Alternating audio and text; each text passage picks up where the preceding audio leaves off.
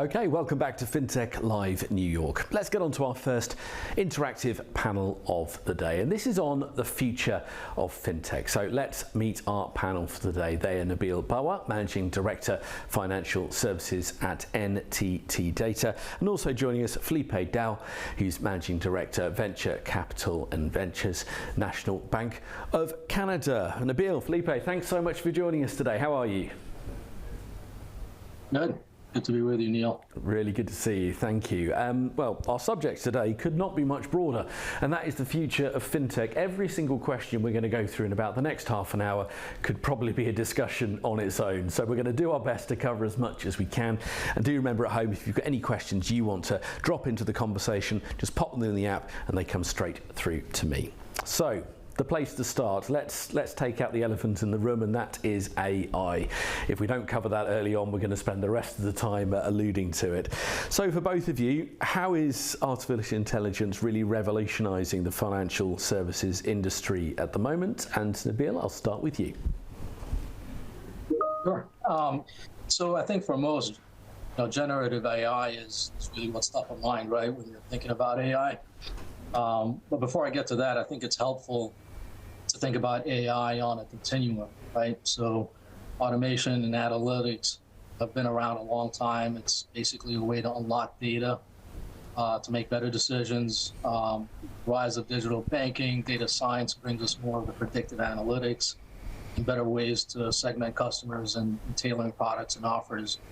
In recent years, banks are deploying machine learning in all sorts of ways, everything from improved stress testing, credit underwriting, introducing chatbots, that sort of thing. So with algorithms kind of taking advantage of large data sets, you get much better things like classification and speech recognition, which enables these capabilities. So to bring the focus, though, back to generative AI, I mean, clearly we're at a monumental inflection point, right? I think most people understand this, but it's also fast moving, it's complex, it's confusing. So one thing to think about it is in terms of will actually generate value, right? Gartner, recently put out a well-researched study and looked at specific use cases of Gen AI that was deployed in banking, and they scored them on the basis of value and feasibility. And so things like synthetic credit data, personalized marketing, dynamic pricing, those tended to score higher, whereas other applications of Gen AI, particularly in risk mitigations, think AML compliance, debt collection, exception processing, all of those scored lower. But anyway, just to get practical about it, I would just start with your AI strategy and ask yourself, right? If it creates a competitive advantage and it advances your business goals. And then I would move to ideation. And by that, I mean, come up with solid business use cases, but make sure you interrogate those to determine feasibility and value so that they align to your strategy. And then I would narrow those down to 2 or 3, proofs of concept, and that'll help you decide which ones to scale up. The last thing I'll just quickly mention is that data is foundational to everything we do in the development of AI. Good data governance is critical, and I would include synthetic data generation, your arsenal, because the more data you have, the better the model performs, even if the data is synthetically generated. Thank you very much, Nabil. Some excellent points there. Particularly what I like there is making sure it's actually being used for an advantage, for a reason, rather than just because it's doable. Philippe, if we can come to you next. Same question on AI, please. Yeah, so Nabil touched a lot of points, obviously, so I'll try to go in a different group. AI is also going to be a tool that allows smaller entrants to come and really compete with big banks. You have today, if you're, let's say, searching for a mortgage rate, you have to go on RateHub or something like this, and then you have to enter tons of your personal information. It takes a long time, and most clients drop off before they're done. And then they can't compare their real rate. They just go back to the normal route of comparing rate, which is taking a mortgage agent. Now, if you bring AI into the mix, you will have automatically, without a lot of work on your side, comparative to be done. So now we've talked about mortgage rate, but that could be interest on your deposit. And each time you do something, your computer is going to remind you that, hey, if you move bank, you will have an higher interest rate at bank X rather than bank A. And the next day it's going to move it to bank Y. They're even offering you a better rate. And then you start having direct time, real-time competition hitting you with open banking as well. So the combination of AI with open banking is going to revolutionize how we think and work in terms of retail banking, for example. And that's really some points that are going to affect the way people bank.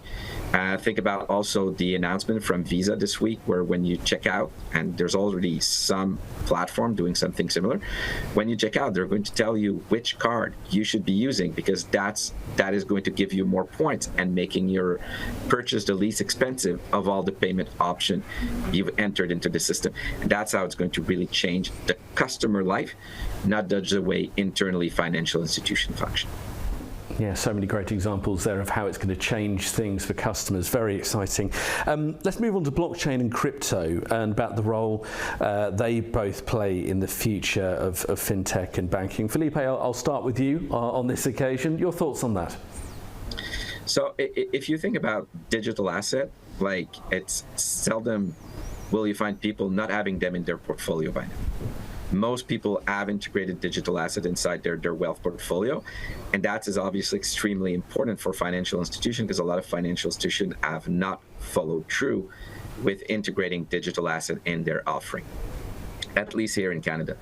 So as it is expanding in terms of those assets, you will need to get platforms that are way easier for clients to transact those kind of securities inside your platform. In terms of blockchain as such, or digital currency replacing fiat currency, I think there's still proof to be made that there is going to be a move in developed countries toward those solutions. And I'm not convinced as of yet. I've seen great arguments to be moving away from fiat towards digital currency. Thank you. Nabil, if we come to you next, same question, please. Yeah, I'll share the same sentiment as Philippe around digital currency. I think it's going to be interesting to watch the rollout of a central bank digital currency, right, or a CBDC.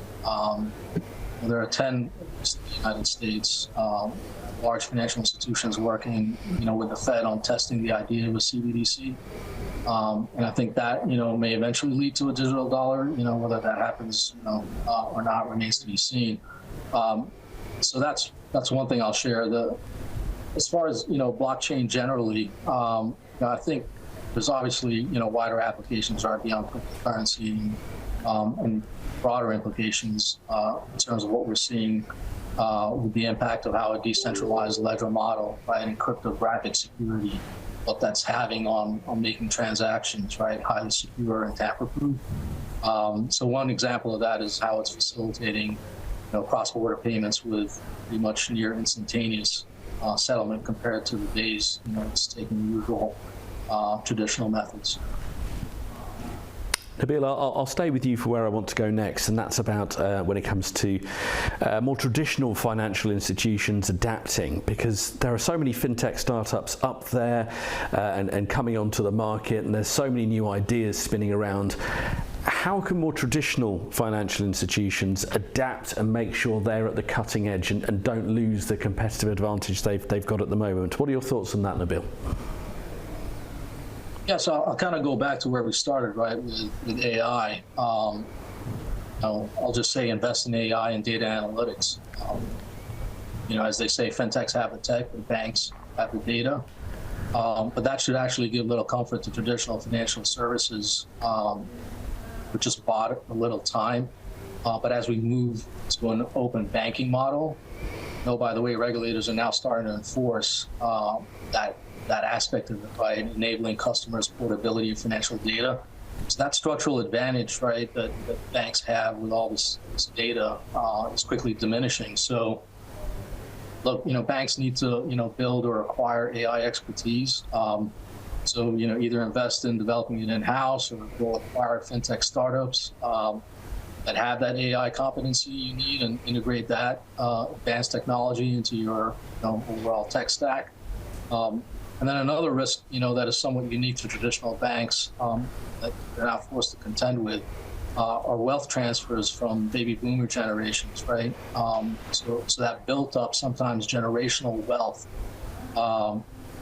which has been managed by traditional financial institutions, right? All of that is now passing on to later generations, and they are likely banking with fintechs, right? So, banks have an imperative, right, to modernize and get on equal footing with fintechs in terms of cost and customer experience and staunch the outflow of capital.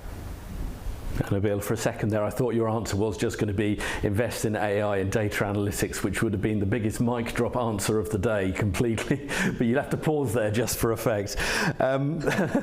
Philippe, we can come to you next on there. I'm sure Nabil has covered a fair number of the points you wanted to there. But your thoughts on traditional financial institutions adapting to compete? So it's very simple. They need to partner with fintechs.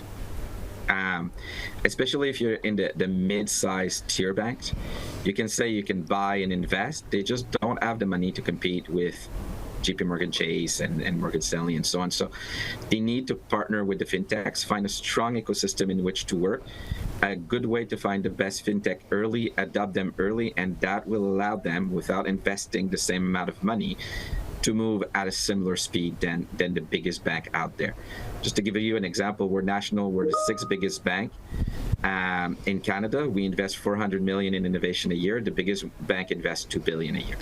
There's no way we can follow up on ourselves. The strategy we thought was to invest and partner with fintech very early, because there's one advantage that banks have. Nabil mentioned the data, which is one, but there's a second one, which we have the clients already.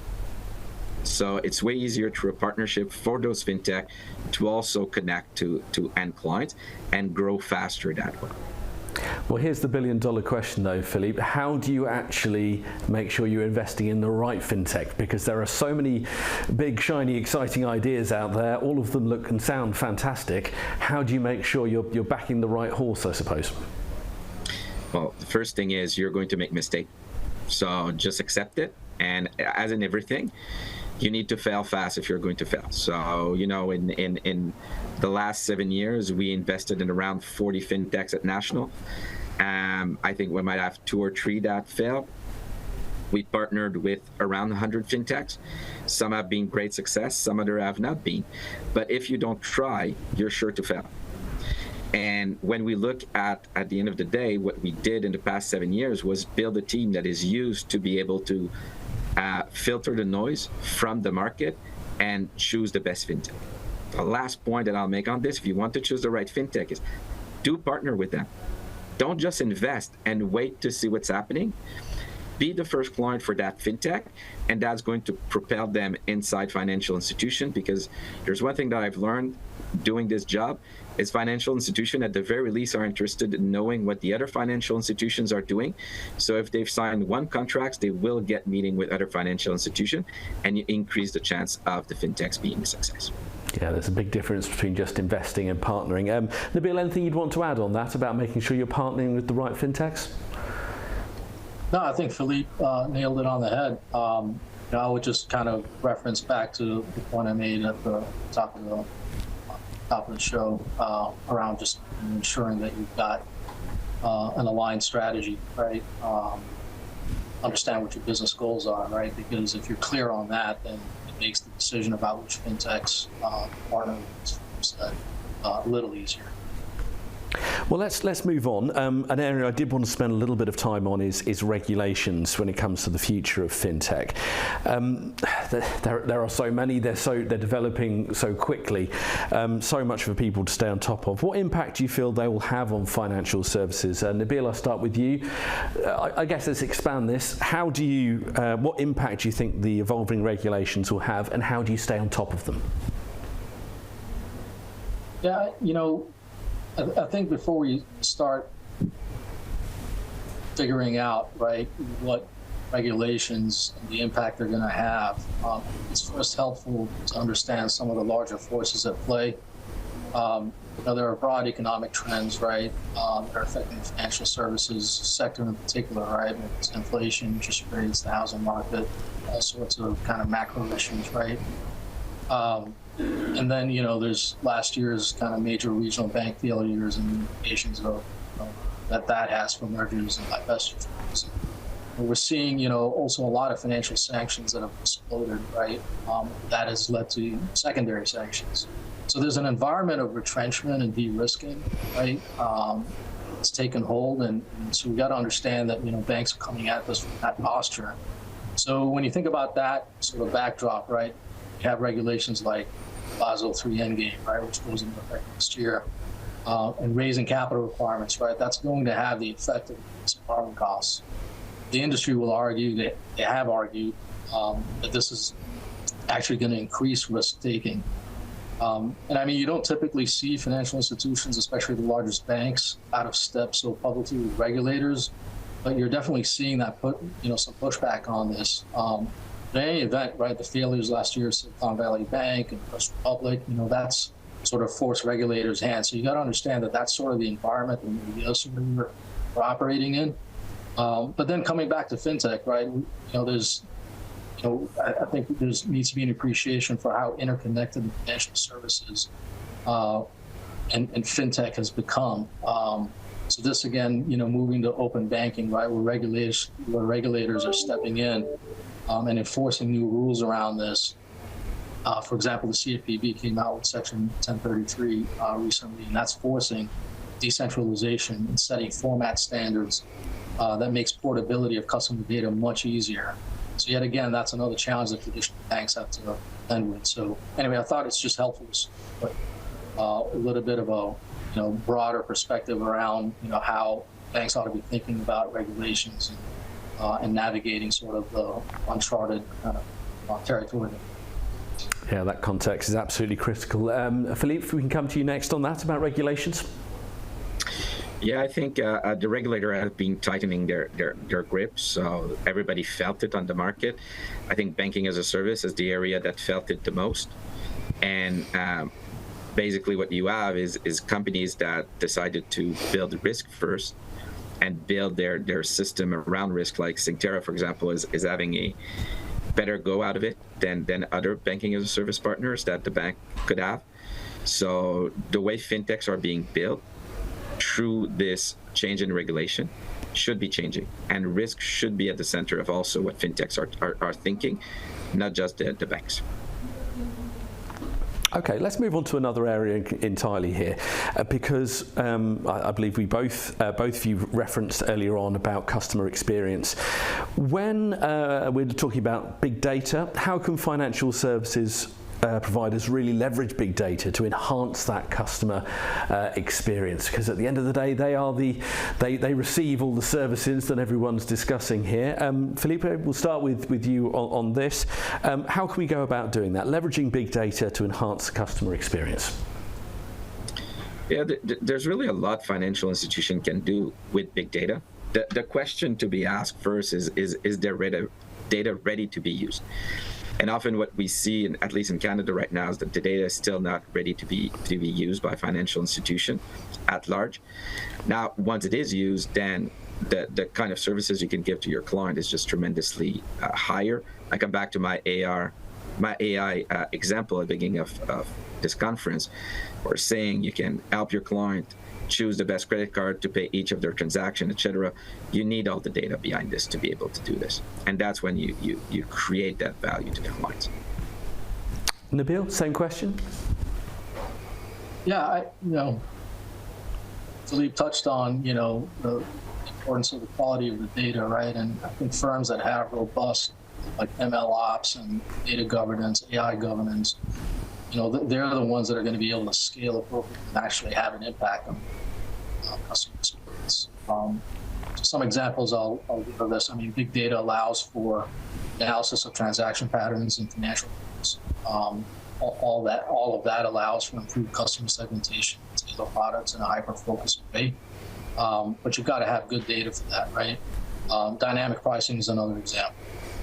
Big data also enables omni-channel integrations. That customer experience is seamless, right, across digital, online, IVR, person, and then customer data if it's consistent, if it's standardized, and again, it goes back to data governance, then it works well across all products and asset classes within the bank. Another big area is risk management, fraud detection where data is needed to implement advanced analytics to uncover unusual patterns, moving beyond traditional credit methods to assess credit risks. These are all areas that data and big data can be used to improve that customer experience and mitigate risk. Let's move on now to security and the ways that cybersecurity threats are evolving and how the sector can stay ahead. For me, this is a huge part of the future of fintech, because as fast as the technology, the positive, the exciting, the customer-facing technology is evolving for the good of the business and the good of the customer receiving it, the bad actors in the space are also evolving, and they're also evolving quickly. How can we go about staying ahead of these cybersecurity threats, and how can the sector stay ahead of them? And I'll start with you on this one, Nabil. Sure. So, obviously we're all familiar with typical threats, right, or ransomware and phishing. That, when we talk to CISOs and try to understand sort of what's top of mind for them, I think first is cloud-based cybersecurity threats, right? This is simply a function of banks migrating more and more systems, data to the cloud, which then in turn just concentrates this particular area of risk. So how you configure cloud infrastructure and its security, that's really an increasing priority. The other area I'll talk about in terms of just cybersecurity threats and how that's evolving are supply chain attacks. So obviously, auditing and ensuring SOC 2 compliance, for example, third-party providers, that's an important line of defense, but just understanding that your vendors are a conduit for attacks directed at you, kind of that awareness is really important. And so, a good example of sort of the wider adoption of encryption and masking, particularly with cardholder data, is one, where, banks are, for example, beefing up, at least here in the US, their PCI compliance, right, and adopting the latest DSS 4.0 standard, which focuses heavily on cloud and third-party providers. Again, just kind of focusing the attention right around where the risks are coming from, where the threats are coming from and evolving. And lastly, it has to be said, right, the potential for Gen AI to scale up, detect more advanced attacks, that's on the horizon, right? Good news, at least for now, right, is that the high cost of training LLM model to do this kind of dirty work that's right now, it's a real deterrent. So, right now what we're seeing in that area is, mostly the use of open source LLMs to commit fraud, but so far it's been largely ineffectual. Thank you. Philippe, we can come to you next, please, on that, on cybersecurity. Nabil touched on all the technical point very well, so I'm not going to go into them either. What I would say is that it's fine for the financial institution to have the best system in the world to try to fight it. The source is also coming from end users. And if we don't train end user properly to fight fraud, they get caught into the fraud, and the bank, what they're receiving, it's the right passwords, it's the right login system, and it's very difficult then to detect at that point. So there needs to be a human behavioral change pushed by financial institution, trained by financial institution on the market, that will bring about those fighting cybersecurity with the banks. It's not the bank alone, it's not the client alone. We need to fight this together. And there's very answer to be put. Dynamic CVV on credit card is super easy to put on and secure, eliminate 95% of credit card fraud online. Yet they're very seldom adopted today. So we need to bring that change and understand that client experience cannot be the king of all anymore, and cybersecurity needs to be included into the experience financial institutions are going to provide to their clients. Now, Philippe, I'm going to bite on that one, because when it comes to changing customer experience, my goodness, that's not easy because every customer is different. Their IT literacy, their cybersecurity knowledge vary wildly. It wasn't so long ago I popped into a shop and there was genuinely a product on sale which had written on the front of it, next to all the address books, Internet Passwords Book. And it had a disclaimer on the inside page which essentially said it isn't a good idea to write down your passwords. Just as an example there, you show the challenge that we're fighting here. How can we actually make sure and try and make progress there? Because you can have the most fantastic set of cybersecurity procedures in place, tech in place, but if the consumers aren't doing their bit as well, it's kind of a losing battle. How do you actually go about trying to affect that change? Well, I think that you've got a new environment in which you're evolving. If we were having this discussion 5 years ago, and you say, we're going to put dynamic CVV on credit card, which means that when you want to buy online, you have to go on an app on your phone that gives you the 3-digit on your credit card to be able to buy. Everybody working in customer experience would have told you, like, you're fucking crazy. Like, that is never going to happen. The clients are going to drop us and go take another credit card. In the world that we're living today, I think it's well more established with clients that there is cybersecurity threat. And if you provide them with a tool where you say, hey, you're going to be less at risk of being taken advantage of, they actually want to do this. So on dynamic CVV, for example, there's a bank in Bermuda that did it. They were expecting a drop in usership of their card at the beginning. They actually saw an increase in their credit card usage because their clients were feeling more secure when they were doing transaction online, and therefore they were actually doing the transaction. The second thing that you get once you get a more robust cybersecurity environment and that your clients feel it, is that you can stop refusing transaction you would otherwise have refused, because you have more system in place before the transaction gets to you to not reject them. So I think that in now or in the close future, people are going to look for those features, and that the banks that don't have them, due to clients' customer experience, are going to fall short and fall behind. No, that's very true. You're so used now increasingly to asking for you to confirm something on your phone or through the app. You're being trained, I suppose, on that. Nabil, if we can come to you on that as well, about the sort of the customer or the client facing, anything you'd want to add on that?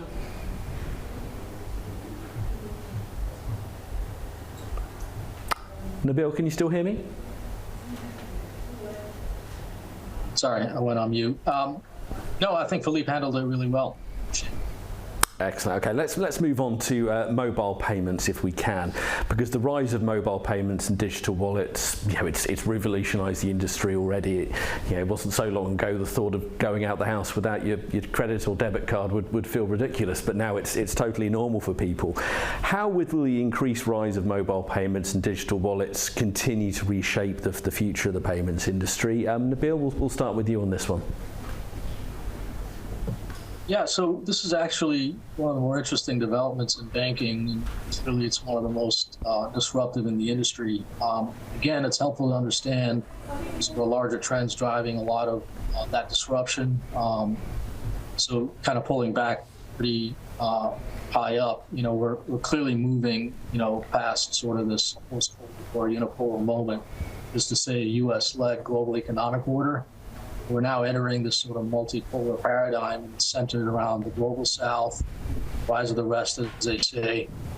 So if you look beyond the G7, right, you start to see new economic blocks forming, right? Think of BRICS, Shanghai Cooperation Organization, Belt and Road. And one thing that they all have in common is putting global payment systems front and center. The Economist actually did a pretty in-depth report last month on the deglobalization of finance. And it goes into a fair amount of detail on what is driving this new paradigm shift. And what you're seeing are alternate payment networks, nations kind of building their own payment rails independent of SWIFT. There are obviously geopolitical and security imperatives driving all of this, which I'm not going to get into. But the upshot is, you have these growing alternative payment systems. So China has SIPs, India's come out, quite forcefully with UPI. Russia's got SPFS. Still, these are relatively tiny in terms of just, daily transactions compared to what SWIFT does, right? $34 trillion payments processed per day by SWIFT.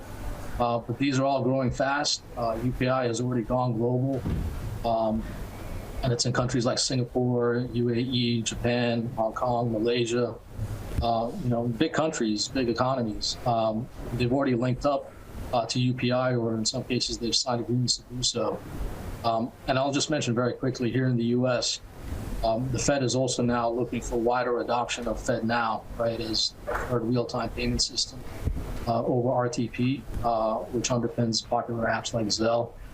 Again, I think this all goes to the question of asserting greater control, and so you're starting to see that dynamic kind of play out in the payment space. Yes, a very exciting time, as you say. There are a lot of changes.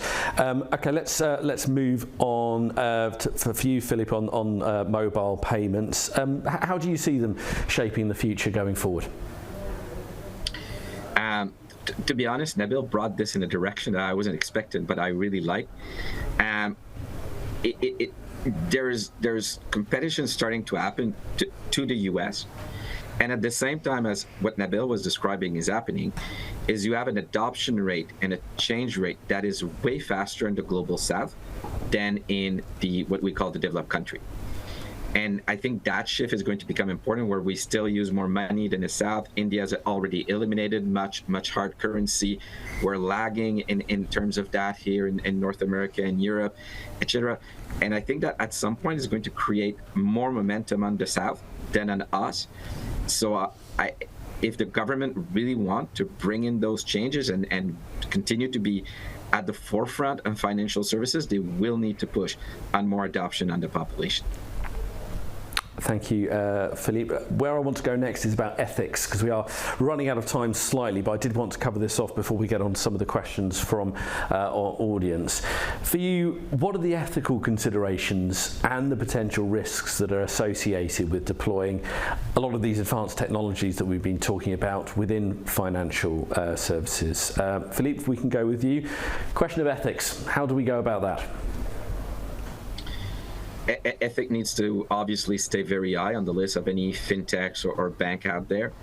The danger with artificial intelligence and so on is that people at some point won't understand what is underneath the decision that are being made, and you can develop a lot of problem, ethic, racism, etc., without even knowing that you've developed these. So as AI is evolving, for example, you've put a system in, and then in an area you have a poorer population starting to inhabit that area, and then you start just rejecting everyone from that area code because the AI has decided that that area code is more bring more risk to the financial institution, and all that. I believe a lot of companies, I don't want to talk only about financial institutions, a lot of companies are going to lose sight of understanding what is below the decision they're being made, and we're all going to be reliant on computer to make them, and that's extremely dangerous ethic-wise on that sense. Absolutely. Nabil, if we can come to you next on that question of ethics. Yeah, I think it's obviously a brave new world out there, right? Especially with AI.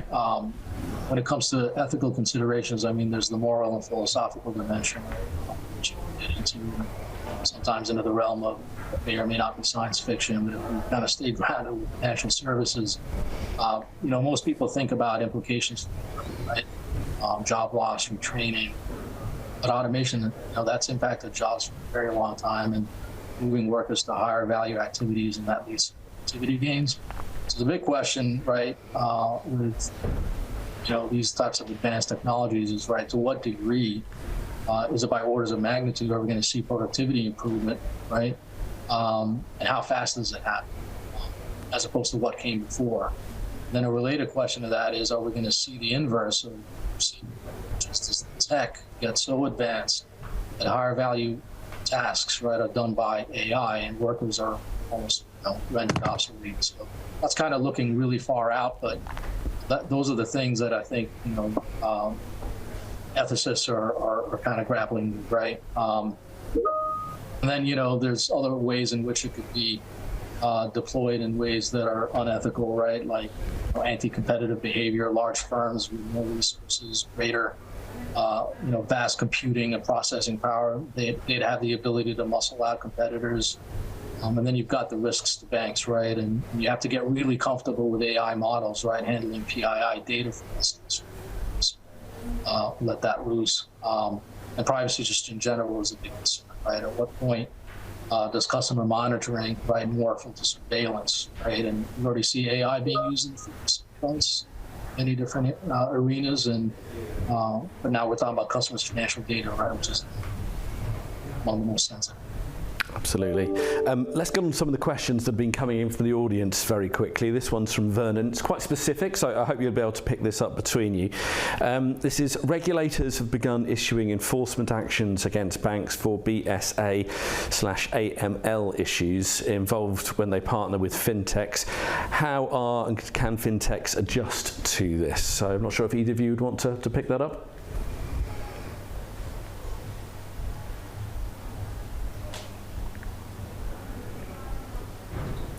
Either of you wanting to pick I think we're up? both being polite to each other. I think so, yes. I'll jump in. Go for it. I mean, yeah, that's a real concern, right? And I touched a little bit on third-party providers and vendors, right? And a lot of sort of the risk associated with those types of partnerships, right, or integrations. And so, this is a big area of concern that banks have to prioritize and pay attention to, right? And like I said, it's not a question of just good audit processes and SOC 2 compliance and things like that, but actually having your own sort of controls in place that allow you to manage these risks. And then going back to big data, that's really where a lot of leverage, get a lot of leverage in terms of deploying AI to mitigate those risks. Philippe, anything you'd like to add to that? No, I think Nabil covered pretty much everything. Superb, yes. Before that, I wasn't sure if you were both being polite or you were both on mute for a second. There is no longer second than a second of dead air. But anyway, thank you for jumping in there, Nabil. And one final question before I let you both go. And this one is a very open question that was sent in ahead of this panel. And that is, which area in the future of fintech do you feel isn't being talked about enough? So that might well be a technology-based question. Which area is not being talked about enough? Something that's probably crossed your desk that excites you. Where would you go? Philippe, we'll start with you. Compliance tech, risk techs. Like if you look at the functioning of a bank, you have a lot of the front office area of banks have been rocked in the past 10 years. They've been changed tremendously and positively by fintech. The back office is still has to be changed. There's still a ton of innovation to be there and to be done in the back office. It's extremely hard, but I believe that as we're moving into AI, open data, etc., the back office of banks is going to be tremendously rocked. And in a very positive way, where we can start having people looking more into the why of a decision and so on. And I think that's an area, at the very least, at NAventures, we look a lot into, because we believe there's going to be a few very good companies being done in those sectors. Philippe, thank you, and I'm sure Nabil will thank you, because that's given him a minute or two to think of his answer, because I appreciate this is a broad question. Nabil, the same question. Which area is not being talked about enough yet? Yeah, whether it's not talked about enough or not seeing sufficient investment, it's maybe one way to look at it by particularly traditional financial institutions is just this, and I touched on it previously, this move to open banking, right, and kind of the interconnectedness of financial services and fintechs, and what does that sort of represent for banks in the future, right? How are they going to evolve to be able to compete effectively? with all of the sort of cross currents that we talked about. So I think that's one area that we're moving into this. It's inescapable, and the investments have to sort of keep up with the direction that it's going. Absolutely. Gentlemen, thank you so much indeed for your company over the last 40 minutes or so.